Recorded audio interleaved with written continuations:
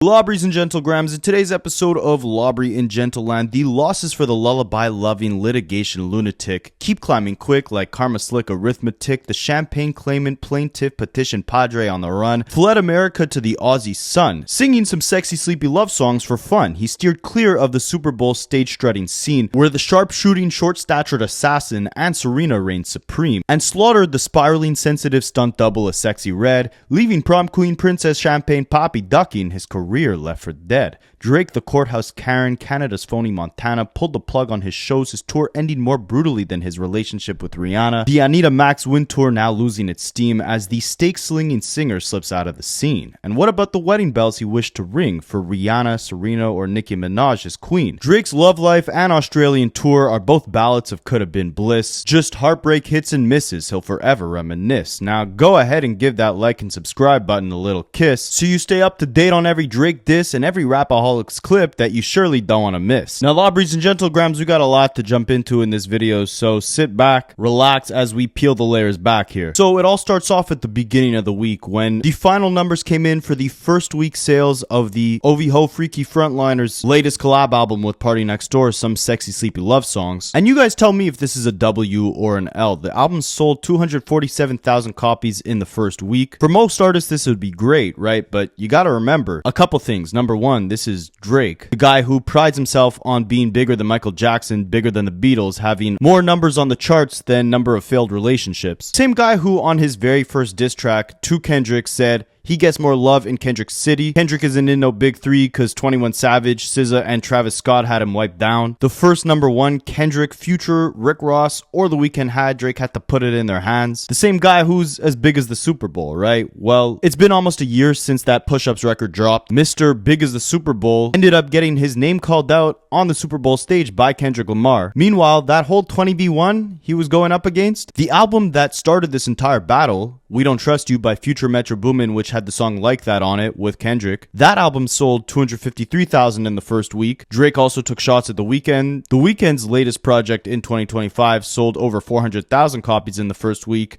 And we know GNX, in its 12th week of release, sold 250,000 copies in the first week. And say what you want about the L that Drake took in this beef, but the beef was promotion in and of itself, right? Kendrick performed in front of 30% of the American population, saying Drake's name letter for letter. Say Drake, I hear you like I'm young. And the beef in and of itself was more promotion than Drake got all year. If you look at Google Trends, the amount of searches for Drake's name had insane spikes on both the week that Not Like Us was released and the week of the Super Bowl. So it's safe to say Drake had a lot of eyeballs on him, a lot of attention going into this album, which is promotion in and of itself. The numbers definitely weren't bad per se, but they were lower than everyone in that 20v1. Future, The Weeknd, Metro, Kendrick. And if you look at all of his first week album sales, you'll see that Some Sexy Sleepy Love Songs is the fourth lowest project in the first week that Drake has ever had in his entire career. And this wasn't some small project either. This had 21 songs on it. The more songs, the easier it is to rack up a bunch of streams. And meanwhile, Kendrick's GNX and the song Not Like Us blocked all the songs from the Sexy Sleepy album from hitting number one or even the top 5 of the Billboard charts this week. And the battle in the booth may have ended, but the battle on the charts between Drake and Kendrick Lamar has never been stronger, because the whole first week of that Sexy Sleepy song album's release, Kendrick remained the number one artist on US Spotify. But to give the lost Laden Lawbreeze a little W, he actually returned to that number one spot on the US Spotify Top Artist chart and dethroned Kendrick just the other day. But if you look at what's about to happen on this second week of release, it might be hilarious, right? GNX, which has now been out for, I believe, 14 weeks. It also has almost half the amount of songs as Drake's new album, so it's much harder for it to rack up the same amount of streams. In its 14th week of release, it's actually battling Drake and Party Next Door for the second slot on next week's chart, with both of them looking to sell around 108 or 109,000 copies. And imagine that, bro. Imagine in its 14th week, Kendrick's album replaces Drake while he's only in his second week. Drake used to talk about winning round 2, but it looks like in week number 2, Kendrick is about to take that number 2 position away from Drake, the spiraling sexy red stunt double suing senator of Steak. Also, all the songs from that new album in its second week of release are looking to fall deeply out of the top 10 of the Billboard charts next week, with Kendrick still having 4 songs in that top 10 list. Luther at number 1 for its second week, then Not Like Us at number 3, TV Off at number 4, and Squabble Up at number 10. GNX also broke some more records as it hit over 200 billion streams on Spotify in just 96 days, and with that, it breaks the record that was previously held by Travis Scott's album Utopia with 114 days, as it's now the fastest rap album to reach 2 billion streams on Spotify in the 2020s decade. It's also the first rap album with no pre-release songs that surpasses the 2 billion mark in less than 100 days. And that's what's crazy, right? Is Kendrick could have put Not Like Us, Euphoria, all those disses on this album to inflate the numbers before it was even released, but he decided to leave them off the album. Punch from TDE says that was done for the integrity of the actual album, and the art speaks for itself because now all these new songs are putting up insane numbers. GNX not only beat out Utopia, but also both Drake albums this decade For All the Dogs and CLB, racking up 2 billion streams in less than 100 days, while For All the Dogs took 136 days and CLB took 156. And again, those albums had like 20 plus songs. It's not all about the charts, but when you're breaking this many records and the numbers actually align with the quality of the music, it shows that we're in a great place within hip-hop, and it also shows that the tides are very much shifting in terms of who's the golden boy on the charts. It may no longer be the gavel-guzzling Glizzy Graham, since he's hitting his record label UMG with all these lawsuits, which we're going to touch on shortly, as well as the tour, because the numbers are slumping there too. But meanwhile, Kendrick keeps breaking these records. Like, for example, his monthly listeners on Spotify keep shooting up day by day. He's the rapper with the biggest daily increases in monthly listeners every single day for the last 2 weeks, and he now officially surpasses Billie Eilish to become the artist with the 4th most monthly listeners on Spotify of all time, with 108.6 million monthly listeners. Bruno Mars, Lady Gaga, and The Weeknd are the only artists right now that are ahead of Kendrick. But now, we'll give Drake some love too. Gotta call a spade here. He broke a bunch of records with this new album as well, extending his run as the artist with the most amount of Hot 100 entries on the charts. 358 total songs that have hit the charts, 80 total top 10 hits, 139 total top 20 hits, and throughout his career, he spent a monstrous 389 total weeks on the charts. So congratulations, OV-Hos. Drake is also, again, the artist with the most amount of Hot 100 entries, and I thought this was interesting. So he's number 1, and then obviously, Taylor Swift is number 2, but number 3 with the 3rd most Hot 100 chart entries of all time is actually Future Hendrix, with not quite as many as Drake, but a lot closer than I thought he'd be. He has 219 total hits on the charts. Drake has 358. Lil Baby 2, which is pretty crazy. He has almost as many as Kanye West, and he's been rapping for maybe, 30% of the time that Kanye's been rapping? Shout out to Weezy too, who's on this list. Another possible W for Drake, if you want to consider it this. I find it so gross how he always throws women into his beefs or bring up his op's significant other. With Kendrick, obviously he brought up Kendrick's fiance. With Pusha T, same exact thing. With Meek Mill, he brought up Nicki Minaj. And now with Joe Budden, who he's been going back and forth with, he brought up the co-host of Joe Budden's podcast, Melissa Ford, who's from Toronto. On his new song, Give Me a Hug, he rapped, "Melissa Ford, you're a legend from the 6. Hate to see you with a D-sucker." But the reason I say that it might be a potential W for Drake is because it looks like she might have appreciated the shout-out, posting a picture of herself getting ready on Twitter saying something's cooking with an owl emoji. So maybe he's cooking up a new music video to that song, but what Drake is definitely not going to be cooking up more of is shows in Australia, as he just announced that he's going to be canceling or rescheduling the Anita Max Win Tour dates that were supposed to take place in New Zealand in a couple weeks from now. Billboard announced the news, and let's go through the entire article. So they said, with 4 shows left on his 16-date sold-out tour of Australia and New Zealand, Drake has cut short his latest trip down under. Drake has called off the remaining dates of his current tour of Australia and New Zealand. News of the postponement comes just hours after the OVO rapper wrapped up a performance in Brisbane, which itself took place alongside swirling rumors of an impending premature end to the trek. On the afternoon of Wednesday, February 26, it was confirmed that Drake has indeed axed the remaining dates of his tour down under. According to Rolling Stone, a statement from the musician's representatives has confirmed the remaining 4 shows of his 16-date Anita Max Win tour have been axed due to a quote-unquote scheduling conflict. Drake's representative released a statement about the cancelled Anita Max Win tour dates, but before we get into that, unlike Drake, a bunch of you guys have been telling me you've been Anita Max winning some free cash from playing mobile games, so I want to put all you guys on to something that almost seems too good to be true. Alright, let me give you a little glimpse into my life. When I'm not making this content for you guys, I have a disgusting addiction to my phone. My daily screen time is higher than Drake on that album cover, higher than Snoop off the edibles. So if you guys suffer that same addiction as me, I want to put you onto something that's going to change your life. FreeCash.com is a program that partners with mobile games that are looking for more users to play their games, and they will literally pay you to play their games for free. All you got to do is sign up using the QR code you see on the screen or using the link in the description of this video. You make an account super easy. All you got to do is put in your email, create a password, verify your email, and then you're good to go. And they got a bunch of games. My favorite is the Monopoly Go because we're always on the go trying to make some money. Once you make an account, you just click the game you want to play, follow the directions that they give you. The directions are super easy. Usually you just got to download the game and start playing. So it's about time you put that phone addiction to good use. Again, use the QR code you see on the screen or the link in my description. Create an account and you could start making more than $150 just to play a game on your phone. So, Lawbreeze and Gentlegrams, Drake's team released a statement saying, due to a scheduling conflict, 4 of Drake's 16 sold-out shows in Australia and New Zealand will be postponed. On a side note, we're going to get into it. They were most definitely not sold out.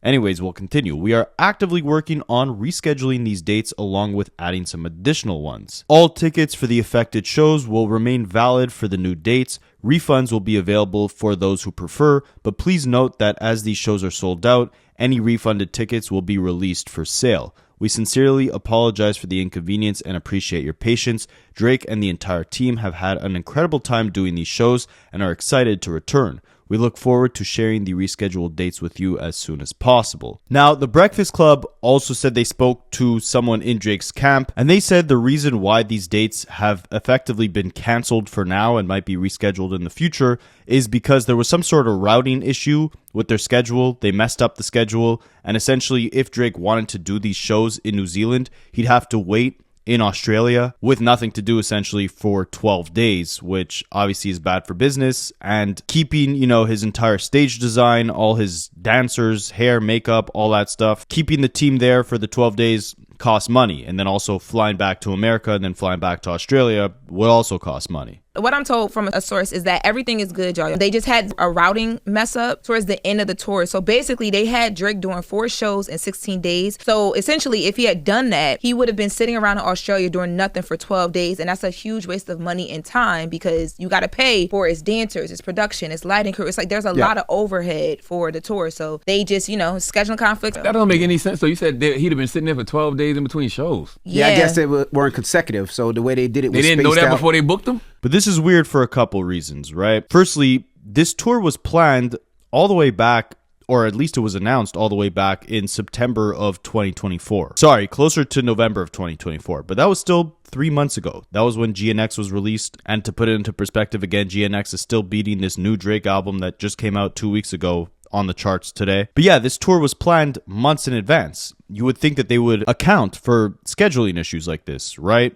Then you also have to take into account some of these dates were actually pushed back and new dates were actually added to the initial lineup. Why were they pushed back initially? Well, some people chalked it up to more scheduling issues. Some people said it might have been due to low ticket sales. Because if you actually looked online a couple weeks back before this tour started, you were still very easily able to get tickets at very reasonable prices. When a tour sells out, normally you could only get resold tickets, which have crazy markups on the pricing. These New Zealand shows especially, even though Drake hasn't been there in over 8 years, the prices were pretty low, and these weren't resold tickets. These were the original tickets that were published and just never bought. So you can see way back in January 29th, Drake actually had to push back 2 of his shows that were in New Zealand by 2.5 weeks. At that time, he had only sold out 1 section out of 34, and the arena holds about 12,000 people. So you can see here, in late January, all these seats basically were still available, and all the dates that were supposed to line up one after the other, likely due to low ticket sales, Drake had to push them back. The dates from February 28th and March 1st, he pushed them back to March 15th and 16th. These are the dates that he's now canceling. And he's claiming he's canceling them because if he didn't, he'd have to wait in Australia for 12 days in between these shows.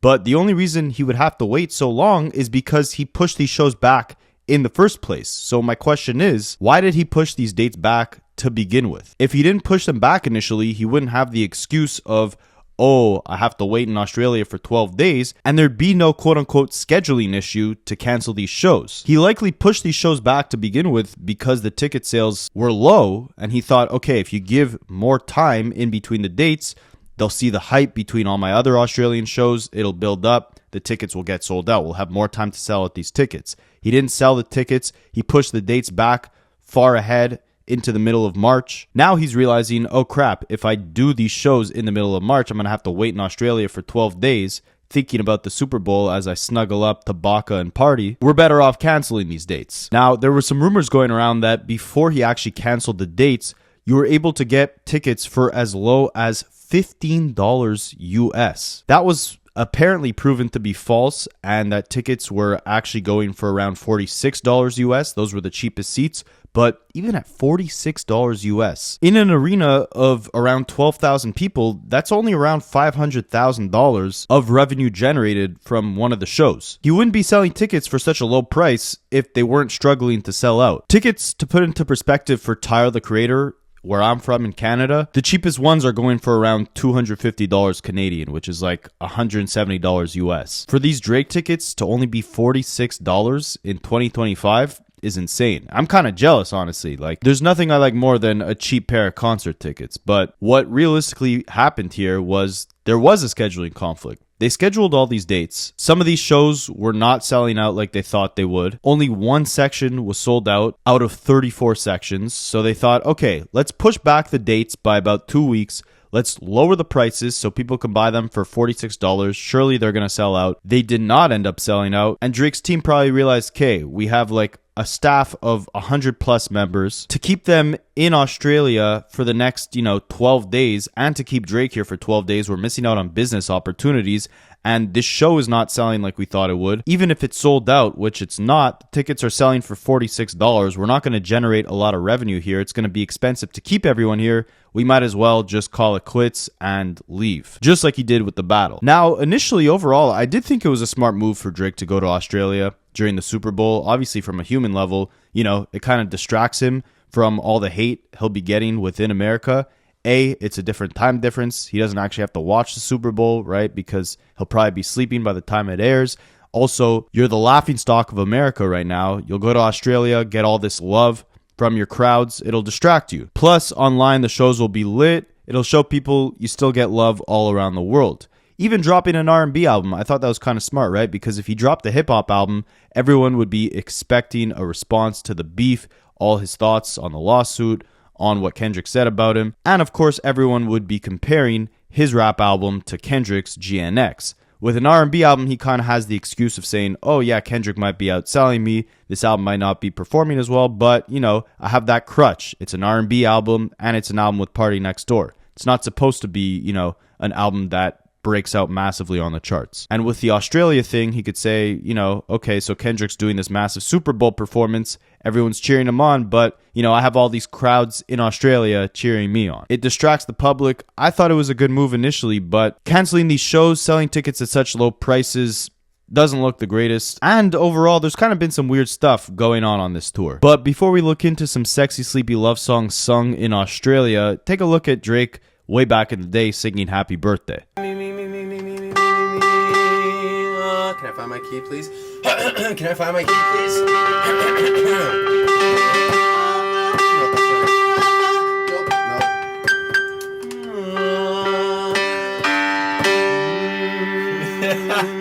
You ready?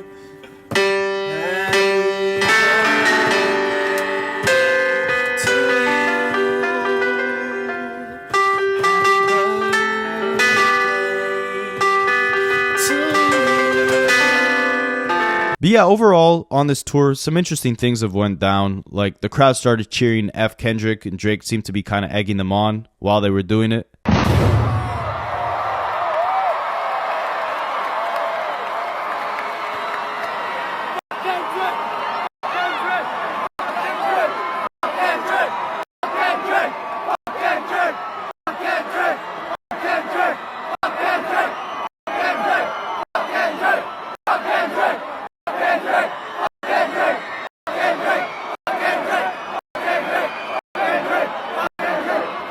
He probably loved that. Also, he's obviously been beefing with LeBron ever since LeBron popped out at the Pop Out concert when Kendrick performed Not Like Us 6 times. So during his performance of the song Nonstop, he replaced the lyrics, how I go from 6 to 23 like I'm LeBron, to how I go from 6 to 23 but not LeBron. How I go from 6 to 23 but not LeBron, man. But then by the end of the tour, he actually changed it back to 6 to 23 like I'm LeBron. How I go from 6 to 23 like I'm LeBron, man. So maybe him and LeBron are good now. But he definitely still thinks the beef is active because he replaced the lyrics of Knife Talk to Beef is live, spoiler alert, I never died. I survived, beef is live, spoiler alert, I never died. He also announced on this tour that we'd be getting a solo Drake album in the near future where he'd be, you know, as he put it, giving a one-on-one talk to the audience, basically letting us know his thoughts on the beef and, you know, where he kind of stands with everything at this point. I need everybody to get home safe, because when I come back to Sydney, I need to see all these same faces. I don't want a different crowd. I want to say, I left you for 8 years, and I will never make that mistake again. I got a new album out called Some Sexy Songs for You. I'm gonna work on another album, just me, and then I'll come right back to you and we're gonna turn it all over again.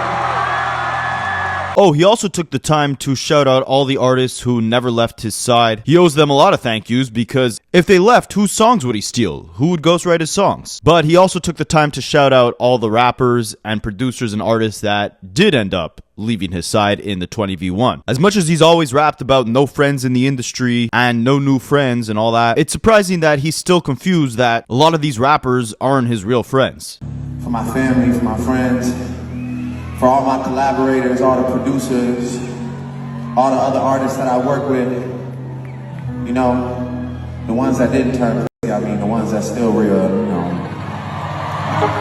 my real ones. But yeah, I appreciate you. He's also been doing this thing on this tour where he gives out money to people in the crowd. People hold up signs and he basically chooses the sign or the story that he feels deserves the money the most. He's been urging the crowd to continue holding up the signs even if he ignores them.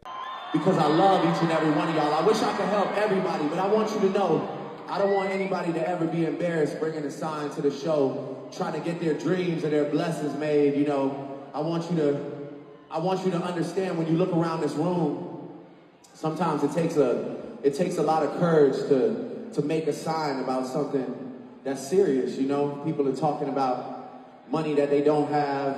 You know, last night we had a guy who brought a sign, was asking for his mother's cancer treatment. That's a tough thing to come to a show and be thinking about that the whole time. So I want you to realize as we stand here in this building, 14,000 of us, right? 14,000 people. I want you to understand that, hold on, just put the signs down for a second. And I like this move. I think, you know, it's pretty great to go to a concert and get gifted like $20,000, $30,000. That could definitely change your life, but it's pretty crazy to see by the end of this tour, people definitely got the message to, you know, bring their best sob story to the stage, because look at this picture. This is a little scary, man. Like, Drake escaped America to go to Australia to, you know, get a bunch of love from his fans, prove to himself that, you know, he still got it, he's still the boy, and all these people end up coming to the show, you know, with their hand out. He's looking into the crowd and all he just sees is a bunch of people asking for money. This one guy writes, "Drizzy, help him buy me mama Birkin, he's trying." Or, "Poppy, help pay off my mom's mortgage." Or, "Need money for a bachelorette party in Ibiza." Or, "We've been together for 5 years." Or, "Help me buy an engagement ring." Or, "Pay our dog's vet bill." or Drake, give my father a break, or fund Mateo's first holiday to Canada. Like, he basically trained the audience to come prepared with their best sob story in hopes of getting some money from him. Do they even really love him, or are they just here for the free handouts? I mean, it's pretty crazy. You could buy a ticket to this concert for $46 and you could go home with $30,000. It's a pretty good deal. I would sit through a Drake concert for the chance to win $30,000. People also believe this entire tour has been sponsored by the gambling company Stake that Drake has a partnership with. That's where his whole I Need a Max Win character comes from. And I mean, he's basically promoting gambling with this tour, right? Because you could potentially walk home with a huge gift from Drizzy just by being in the audience with a good sign. I don't know. Strange times we live in. But what's even stranger is everything that's been going down with the lawsuit between Drake and UMG. Obviously, he's suing UMG over releasing and promoting Kendrick's song Not Like Us, claiming that the defamatory lyrics in the song calling him a PDF file have actually raised significant concerns for his safety, attributing the lyrics to the song to the recent shootings at his house, and is basically suing UMG just for simply publishing these lyrics, which obviously is insane, right? We don't need to go into detail on why this lawsuit is poisonous to rap battles, but there are some updates to the lawsuit. So before it was a full-fledged lawsuit against UMG, Drake was actually filing petitions against not only UMG, but also Spotify and iHeartMedia. Spotify, obviously the streaming company,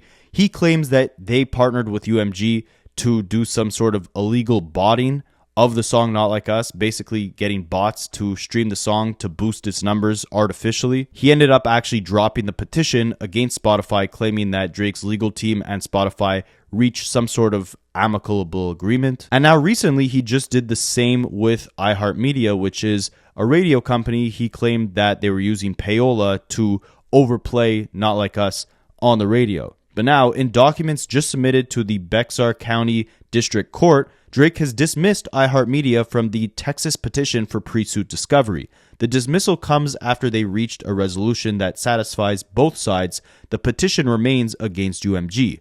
The petition, essentially, it's a pre-action petition, meaning he's just filing this to get essential inside info and documents and data from these companies in order to see if there's enough of a case, enough evidence to actually go through with the full-fledged lawsuit. But again, he dropped it with Spotify, he dropped it with iHeartMedia, he's still going hard at UMG. It makes you think maybe he potentially has a case against them. I don't see how, because just like Not Like Us, they also released his diss record Family Matters, which also contained a bunch of lies and defamatory material against Kendrick. But it's strange that he's dropping both the Spotify and iHeartMedia involvement and petitions within this case, and he's keeping the focus strictly on UMG. UMG actually tried to have the initial court date postponed. It was supposed to be, or it is supposed to be, April 2nd, and they requested by a judge to have it postponed because they're working on actually getting the case dismissed. But Drake's legal team clapped back and said delaying the discovery and the case would unfairly prejudice Drake, who is quote-unquote continuing to suffer the consequences of UMG's defamatory campaign. And they continue actually citing the Super Bowl as part of this whole defamation campaign, saying, at the same time UMG has been delaying here, UMG launched new campaigns to further spread the defamatory content, including at the 2025 Super Bowl halftime show, which had over 133.5 million viewers and or third parties, particularly because it is likely that relevant discovery is contained on communication platforms that are not preserved in the normal course, such as text, social media, and other messaging applications. Basically saying like UMG's probably hiding all the key data that would make Drake's case valid, internal communication platforms, and, you know, he needs access to that so he could snitch on them. And the Super Bowl only ruined his reputation further and makes his case even more valid, according to his legal team. So all in all, it might be a sad day for the spiraling sexy red stunt double, but it's possible that maybe he didn't want to continue doing this Australian tour because he knows that it might interfere with him actually having to be present in court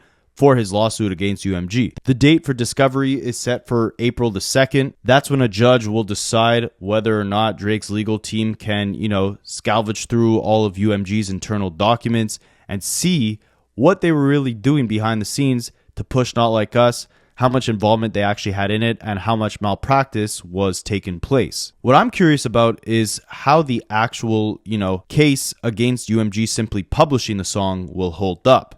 It's one thing if they used illegal bots or payola, but it's another thing if a judge actually believes that Drake is entitled to some sort of compensation for UMG simply publishing Not Like Us, knowing that the allegations within it might have not been factual. It's a song, right? And that's where the problem within this lawsuit lies. Drake is trying to frame this like he's saving the industry, even though he's used these same gimmicks and tactics. His face has been plastered all over playlists. His songs have been pushed massively from the machine, but now that the machine is working against him through another artist, now it becomes a problem. But anyways, I digress. He's framing this lawsuit as if he's exposing all these malpractices behind the scenes of them, promoting songs in illegal or unethical ways.